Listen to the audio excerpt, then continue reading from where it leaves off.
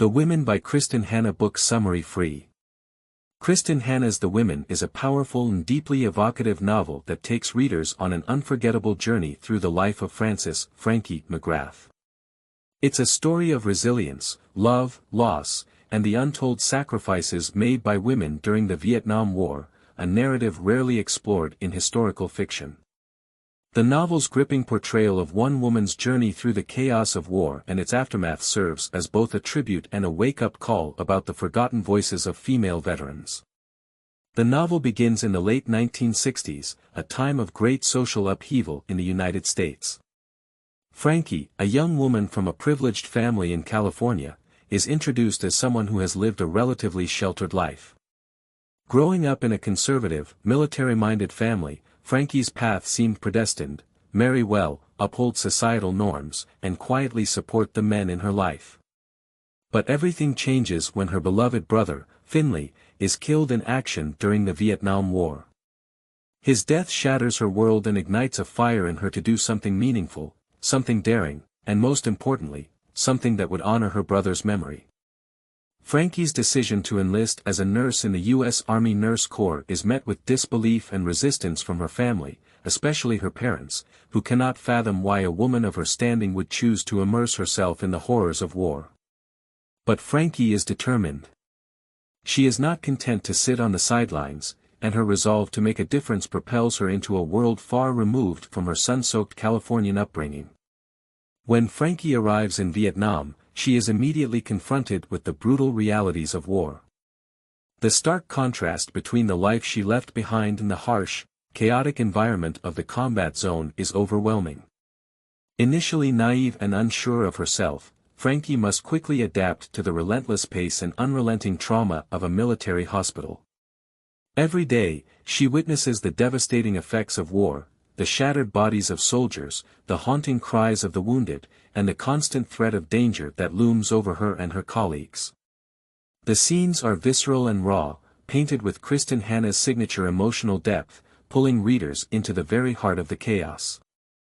Frankie's early days in Vietnam are made bearable by the camaraderie she shares with other nurses, particularly Barb and Ethel. These women, each with their own reasons for serving, form a bond of sisterhood that becomes their lifeline in the midst of despair. Under the guidance of Dr. Long, a seasoned surgeon, Frankie grows from a wide-eyed rookie into a skilled and confident nurse, capable of performing under the most harrowing circumstances. Her transformation is both inspiring and heart-wrenching, as she learns to compartmentalize her emotions to survive the psychological toll of her work. As her first tour nears its end, Frankie makes the decision to re-enlist, recognizing that her skills are desperately needed. It is during this time that she reconnects with Ry Walsh, her brother's best friend, who is now a Navy officer. Their shared grief over Finley's death and the intense environment of the war zone draw them together, and a romance blossoms between them. Their relationship offers Frankie a glimmer of hope and a sense of normalcy amidst the chaos. Ry becomes her anchor, and their love provides a much-needed respite from the relentless horrors of war. But war is merciless, and tragedy strikes again when Ry is killed just as they are preparing to return home together. Frankie is left to face the unimaginable pain of losing not only her brother but also the man she loves. The loss is a devastating blow, and when she returns to the United States, she finds herself grappling with more than just her grief. The political climate of the time is hostile to returning veterans, particularly those who served in Vietnam. Instead of being welcomed as heroes, they are met with disdain and indifference. For women like Frankie, the challenges are even greater. Her family struggles to understand her experiences, and society dismisses the contributions of female veterans, leaving Frankie feeling isolated and invisible. The psychological toll of the war and the lack of support from her family and society push Frankie into a downward spiral.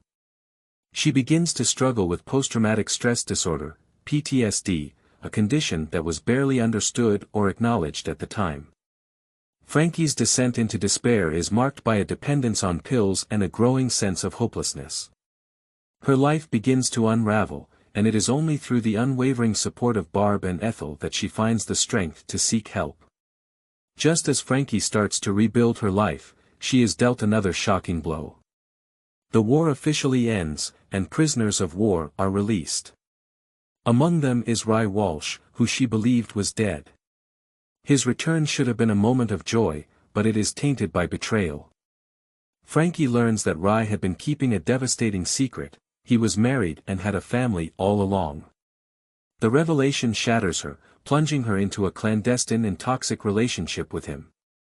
This chapter of her life is marked by professional setbacks and emotional turmoil, culminating in an accidental overdose that forces her to confront her pain and seek treatment. Frankie's journey toward healing is a testament to her resilience. After undergoing treatment and being diagnosed with PTSD, she makes the brave decision to start anew. She moves to Montana, where she purchases a farmhouse and transforms it into the last best place, a sanctuary for women who served in Vietnam.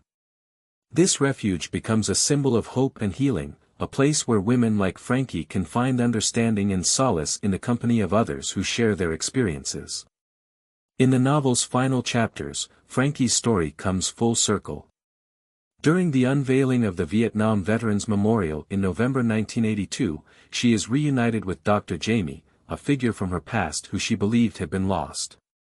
This unexpected reunion brings a sense of closure and a glimmer of hope for a future filled with possibility.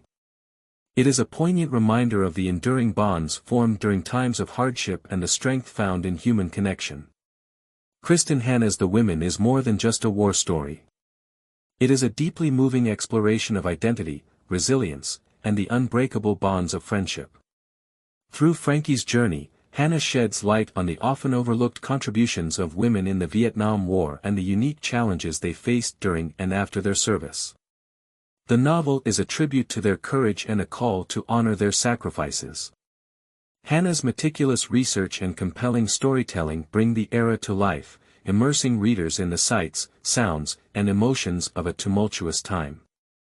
Frankie's story is one of transformation, from a sheltered young woman to a battle-hardened nurse and, ultimately, a beacon of hope for others. Her journey is a testament to the resilience of the human spirit and the power of community and understanding. For those who prefer audiobooks, the narration by Julia Whelan adds another layer of depth to the story. Whelan's performance captures the nuances of Frankie's character, making the listening experience both engaging and emotionally resonant. The Women is a novel that will stay with readers long after the final page.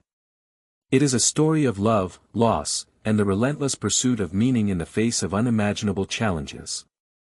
Kristin Hannah has once again crafted a tale that is both heart-wrenching and inspiring, ensuring that the voices of women like Frankie are heard and remembered.